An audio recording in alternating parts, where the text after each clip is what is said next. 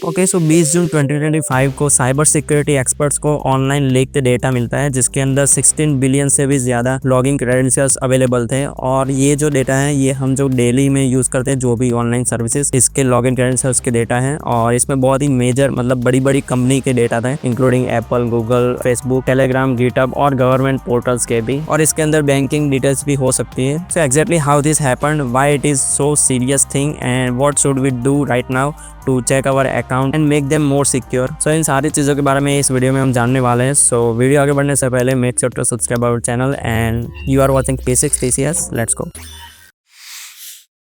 तो first of all देखते हैं कि ये सब चीज़ें बाहर कैसे आई। सो साइबर सिक्योरिटी रिसर्चर जो है वो ऑनलाइन देखते हैं कि मतलब डेटा कोई लीक वगैरह है तो नहीं। सो उनको एक स्ट्रेंज अनप्रोटेक्टेड डेटाबेस मिला जिसके अंदर उन्होंने 185 बिलियन जितने ऑनलाइन रिकॉर्ड्स मतलब अवेलेबल थे, which is a huge number. और थोड़े ज़्यादा डीप रिसर्च करने के बाद उनको 30 डिफरेंट डेटा सेट्स मिले जिसके अंदर हर एक डेटा सेट में ऑलमोस्ट 3.6 बिलियन जितने क्रेडेंशियल्स थे, जिसके अंदर user name, password, social media के हमारे अकाउंट्स वगैरह के डिटेल्स और ईमेल, VPN और डेवलपर के अकाउंट्स भी थे उसके अंदर। और ये जो डेटा मिला है वो इतना पुराना भी नहीं है। सो बहुत ही ज़्यादा दिक्कत वाली चीज़ है। अगर पुराना होता तो बहुत सारे लोगों ने मतलब अपने क्रेडेंशियल्स जो है वो अपडेट कर दिए होते, आई मीन पासवर्ड वगैरह। बट नहीं, ये डेटा एकदम फ्रेश है और वेल ऑर्गेनाइज्ड है। So it is ready for cyber criminals and hackers. और ये बहुत ही ज़्यादा डेंजरस चीज़ है। बाय द वे, आपको एक क्वेश्चन आ रहा होगा कि ये डेटा चोरी कैसे हुआ। So according to the report, data is stolen with the malware software called infostealers. और ये सॉफ्टवेयर एकदम साइलेंटली वर्क करता है जो भी इन्फेक्टेड डिवाइस होते हैं उसके अंदर, और जो भी हमारे लॉगिन क्रेडेंशियल्स या कॉन्फिडेंशियल इन्फॉर्मेशन होती है उसको हैकर्स के पास मतलब सेंड कर देता है। और ये डेटा हैकर्स भी यूज़ करते हैं और डार्क वेब पे भी ये डेटा जो है वो सेल होते हैं बहुत ही ज़्यादा अमाउंट के अंदर। और यही चीज़ है जो अटैकर्स को चाहिए होती है हमेशा। ओके, सो हम कैसे चेक कर सकते हैं कि कोई डेटा ब्रीच के अंदर हमारा कोई अकाउंट वगैरह मतलब लीक हुआ है कि नहीं। सो उसके लिए बहुत सारी वेबसाइट है ऑनलाइन अवेलेबल, लेकिन अभी जो ट्रेंडिंग में चल रही है वो है हैव आई बीन PWNED। ये जो वेबसाइट है इसके ऊपर आप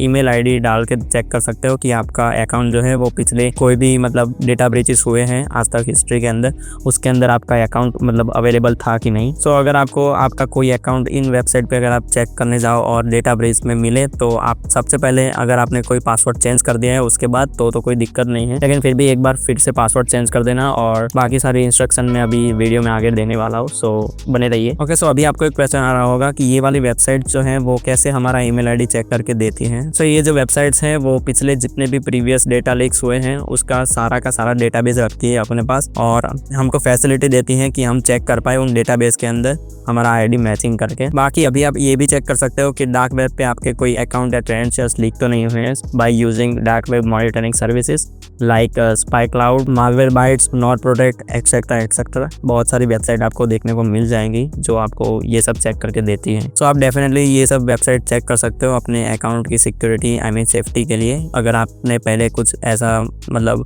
सस्पिशियस चीज़ें आपने नोटिस की हो अपने अकाउंट के अंदर। ओके, सो अभी सबसे इंपॉर्टेंट चीज़ के बारे में बात करते हैं कि हम हमारा अकाउंट जो है वो सिक्योर कैसे रख सकते हैं। So step 1, obviously change your current password for your account. And second step, enable 2-factor authentication. अगर आपने पहले से ही 2-factor ऑथेंटिकेशन ऑन रखा है so congratulations, you are safe. और स्टेप 3 के अंदर बहुत सारी कंपनीज, आई मीन गूगल भी प्रीफर करते हैं कि अभी आप पास की का यूज़ करो, आई मीन पास की आप इनेबल कर सकते हो अपने गूगल अकाउंट्स के सेटिंग्स में जाके, जो कि यूज़ करता है आपका डिवाइस का मतलब पिन या तो आपका बायोमेट्रिक जो भी आप यूज़ करते हो, फेस या थंब फिंगरप्रिंट। सो उससे आप डायरेक्टली लॉगिन कर सकते हो। और 4th स्टेप में use password manager. I mean अभी जितने भी स्मार्टफोन्स आ रहे हैं, आई मीन एप्पल हो या फिर मतलब एंड्रॉयड हो, उन सारे के अंदर पासवर्ड मैनेजर होता ही है। एप्पल के अंदर एप्पल पासवर्ड्स करते हैं, बाकी एंड्रॉयड के अंदर गूगल पासवर्ड मैनेजर भी है। और स्पेसिफिकली आप सैमसंग का फ़ोन यूज़ कर रहे हो तो उसके अंदर सैमसंग पास करके पासवर्ड मैनेजर है जो आपके पासवर्ड लोकली सेव रखता है और आपको लॉगिन डायरेक्टली करने को मिलता है। और सबसे इंपॉर्टेंट चीज़ कि अभी आप कोई भी SMS या कोई भी ईमेल के अंदर कोई लिंक वगैरह देखो तो उस पर क्लिक मत करना, और अगर कर भी दो तो लॉगिन मत करना,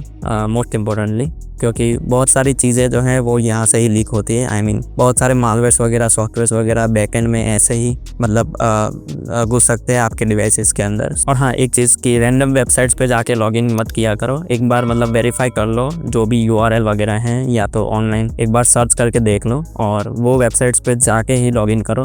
बहुत सारी डमी वेबसाइट्स भी होती है जो आपके लॉगिन क्रेडेंशियल्स जो है वो उसको चुरा सकती हैं। सो बी सेफ। और ये वीडियो है वो आपके फ्रेंड्स फैमिली के साथ भी शेयर करो ताकि उन तक भी ये चीज़ें अवेयरनेस फैलती रहें कि कैसे वो अपने अकाउंट्स को सेफ रख सकते हैं और क्या क्या चीज़ें हो रही हैं साइबर सिक्योरिटी के इस दुनिया में, इंटरनेट की दुनिया में, और बहुत सारी दिक्कतें हो सकती हैं फ्यूचर के अंदर। और इस वीडियो से अगर आपको वैल्यू मिली हो तो make sure to subscribe our channel, और मैं आपको मिलता हूँ अगले वीडियो में। बाय।